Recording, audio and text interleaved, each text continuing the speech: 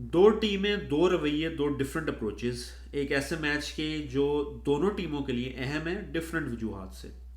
Pakistan versus Australia तीसरा test match आपने देख लिया होगा या आपको पता होगा, 313 किए हैं पाकिस्तान ने। हम सबसे पहले बात करेंगे सिलेक्शन के ऊपर मैच की।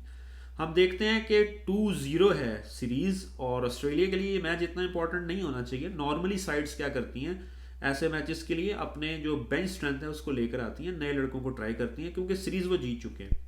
और ऑस्ट्रेलिया ने ऐसा नहीं किया। ऑस्ट्रेलिया ने सिलेक्ट की वही टीम जो दूसरा टेस्ट खेली थी, क्योंकि ऑस्ट्रेलिया के लिए इस मैच के अंदर सिग्निफिकेंस बहरहाल है।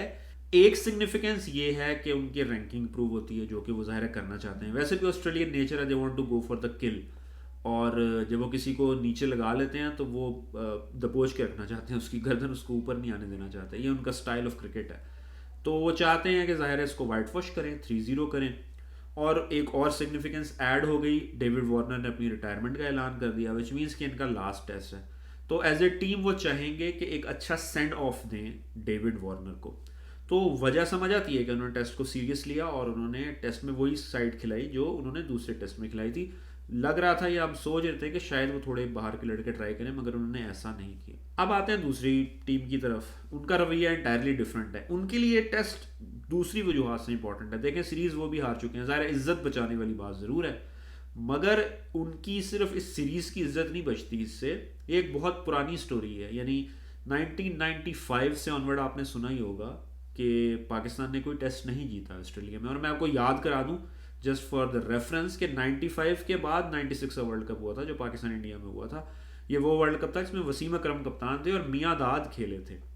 सो हम प्रैक्टिकली कह रहे हैं कि मियां दाद जिस ज़माने में एटलीस्ट ओडीआई क्रिकेट के लिए अवेलेबल थे या वर्ल्ड कप के लिए अवेलेबल थे, इतने पुराने ज़माने से ऑनवर्ड हमने आज तक नहीं हराया है ऑस्ट्रेलिया को, जो कि एक बड़ी परेशानी की बात है। तो हमारे लिए बहुत इंपॉर्टेंट है कि जिस तरह हम दूसरे टेस्ट में थोड़ा करीब पहुंच गए थे जीतने के, अगर ये जीत सकते तो बहुत अच्छी बात थी। अब इस सिनेरियो में हमने सिलेक्शन क्या की है, ये बड़ी इंटरेस्टिंग है। एक तो हमने इमामुल हक को निकाला और साइम अयूब को खिलाया, और साइम अयूब जो है वो नहीं खेल पाए सही और 0 पे आउट हो गए, which is fair because expect नहीं करना चाहिए नए लड़के से ऑस्ट्रेलिया में। मगर बहरहाल वो कोई ऐसे टेस्ट प्लेयर भी नहीं है, बज़ाहिर वो एक T20 या ओडीआई प्लेयर है। इंटरेस्टिंग कि वो इन द फर्स्ट प्लेस इस टीम में थे क्यों और खेले क्यों। ऑब्वियसली वो साइकी हमें समझ आती है कि अगर वो थोड़ा तेज़ खेल जाते हैं ऊपर से तो रन्स हो जाते हैं, जो पाकिस्तान को ज़्यादा ज़रूरत है कि वो रन्स कर लें। पिच पर ठहरना ऑस्ट्रेलिया में थोड़ा मुश्किल होता है, वैसे भी पाकिस्तान के लिए मुश्किल नज़र आ रहा है। इमामुल हक ठहर जाते हैं पिच पे, मगर रन्स जो है वो ड्राई हो जाते हैं। तो चले, it was a good experiment, risky था मगर टीम थोड़ी डेयरिंग हुई है इस वक्त। तो चलें ठीक है, ये भी डेयर उन्होंने कर ली। मगर दूसरी बात बड़ी इंटरेस्टिंग है कि शाहीन अफरीदी जो कुछ फॉर्म में वापस आए थे, उनको बिठा दिया है और कहा है कि हम उन्हें रेस्ट करा रहे हैं, विच इज़ वेरी इंटरेस्टिंग। उनको रेस्ट करा क्यों रहे हैं? क्योंकि अभी न्यूजीलैंड जाना है T20 सीरीज़ के। ये वही T20 सीरीज़ है जिसमें हारिस को नहीं खिलाया, मगर शाहीन अफरीदी वहाँ जाएंगे एज ए कैप्टन, तो उन्हें रेस्ट चाहिए और वो T20 सीरीज़ ताकि खेल पाए। हमें बहुत बहुत इंटरेस्टिंग चॉइस है। इस पर दोनों तरह की डिबेट हो सकती है। ऑब्वियसली लोग कहते हैं कि टेस्ट क्रिकेट ज़्यादा इंपॉर्टेंट है तो इनको वहाँ होना चाहिए था, मगर डिबेट ये भी हो सकती है कि वो कैप्टन है T20 का, उसको रेस्ट चाहिए। वो सीरीज़ भी अपनी जगह इंपॉर्टेंट है, ये सीरीज़ तो आप हार गए हैं। बहरहाल नेवरदलेस दो साइडें, दो रवैये, दो सिलेक्शन और दो इंटायरली डिफरेंट किस्म की थॉट्स। पाकिस्तान ने जो सिलेक्शन की है शाहीन अफरीदी की जगह पर, वो सबसे ज़्यादा इंटरेस्टिंग है एक्चुअली। थोड़ी देर के लिए अगर मान लें कि चले बिठाना ज़रूरी था, T20 सीरीज़ इंपॉर्टेंट थी, शाहीन की कप्तानी इंपॉर्टेंट थी इस वक्त क्रिकेट बोर्ड के लिए, जो सिनेरियो बना है उसके अंदर टीम मैनेजमेंट के लिए। खिलाया है साजिद अली को। साजिद अली शायद इतने नोन नहीं है, बट इंटरेस्टिंग स्पिनर है, ऑफ स्पिनर है। सवाल एक्चुअली तो जहन में ये पैदा होता है कि पहले क्यों नहीं खिलाया साजिद, चूँकि पहले मैच से पहले पहुंच गए थे। तो बहरहाल साजिद जो हैं, he is very interesting selection, और ख़ास तौर पे इसलिए कि लेफ़्ट हैंडर बहुत ज़्यादा हैं ऑस्ट्रेलिया की टीम में, और साजिद का जो बॉल नॉर्मल बॉल है वो यूँ निकलता है बाहर लेफ़्ट हैंडर को, और जो उनका विकेट टेकिंग बॉल है वो अंदर लाते हैं लेफ़्ट हैंडर को। उसको आप दूसरा कह लें या थोड़ा स्ट्रेट बॉल कह लें, जो स्ट्रेटर वन है। आज उन्होंने तंग किया पहले ओवर में ही वार्नर को उस बॉल से, और बहुत क्लोज शेव थी वो, मुश्किल से बचे वार्नर, बिल्कुल विकटों के तकरीबन ऊपर से हल्का सा गुजरी ball. So it is an interesting selection, और ये भी इंटरेस्टिंग है कि पहला ही ओवर करा दिया साजिद से अटैक कराया एक्चुअली पाकिस्तान ने आज। वो एक ओवर था शायद इसलिए कराया हो, बट कह नहीं सकते, हो सकता है कि नई बॉल साजिद से नेक्स्ट इनिंग में भी कराएं, तो गिवन दैट कि पाकिस्तान की बारी भी चौथी आ गई है बॉलिंग की, तो आई थिंक एक इंटरेस्टिंग हो सकता है ये। मगर अगर ये कामयाब हो गया फार्मूला, फिर सवाल ज़रूर पैदा होगा कि आपने पिछले मैचेस में साजिद को क्यों नहीं खिलाया। So any how interesting scenario बनता जा रहा है, देखें टेस्ट आगे जाके क्या करता है। आज की जो ख़ास बात थी, रिजवान ने जो किया स्कोर वो तो किया ही, और हम एक्चुअली एक्सपेक्ट कर रहे थे रिजवान से, जो खुद एक सिलेक्शन के ऊपर सवाल है कि फिर पहले मैच में भी रिजवान को खिला लेना चाहिए था।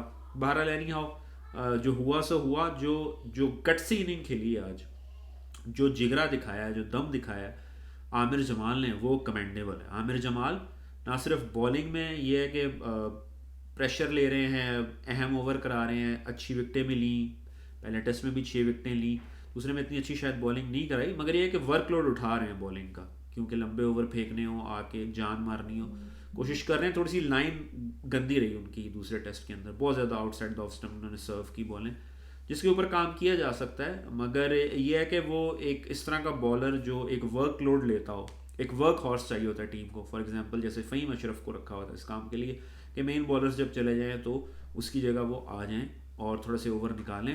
ऑब्वियसली आमिर जमाल ने सिर्फ ये नहीं किया बल्कि विकटें भी ली हैं, मगर दूसरे टेस्ट में ज़्यादा उनका रोल इस तरह का लग रहा था, इतनी इफेक्टिव बॉलिंग नहीं होती। मगर अगर ये बंदा साथ साथ ऑलराउंडर भी है और स्कोर भी करके दे सकता है, नीचे आके 80 ऑड करना, पाकिस्तान 313 के करीब नहीं पहुंचता अगर आमिर जमाल ने इनिंग ना खेली होती। So hats off to Aamir Jamal, एक अच्छी फाइंड है, एक मेहनती लड़का है, नीचे से आया है, दिल से जिगरे से खेल रहा है। ये देखना पड़ेगा कि कितना आगे जाता है, मगर अभी तक जो उसने किया है वो आसान नहीं है। ऑस्ट्रेलिया में आके ऐसी परफॉर्मेंस देना, और एक परफॉर्मेंस पहले दे चुके हैं आमिर जमाल, जो है कि उन्होंने लास्ट ओवर कराया था और लास्ट ओवर निकाला था, उसके बाद इन्हें गायब कर दिया गया था। तो आई डोंट थिंक कि इनके साथ फेयर हुआ था।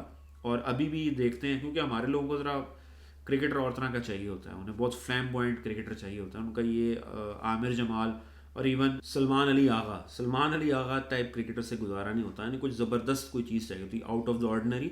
मगर एक टीम जो बनती है ना, उसमें कम्बिनेशन इंपॉर्टेंट होता है, और जहाँ पे ये लड़के खेल के इन्होंने यहाँ पे 50 की है या 80 की है आमिर जमाल ने, ये इंपॉर्टेंट है। सो रिजवान, सलमान और आमिर जमाल अगर नहीं खेलते आज तो ये स्कोर नहीं होता, और ये तीनों ही शायद उस तरह के प्लेयर नहीं हैं जो बहुत ज़्यादा पाकिस्तानी शायकीन को पसंद हो, क्योंकि उनकी मैंटेलिटी डिफरेंट तरह की आमतौर पे प्लेयर की बनी होती है।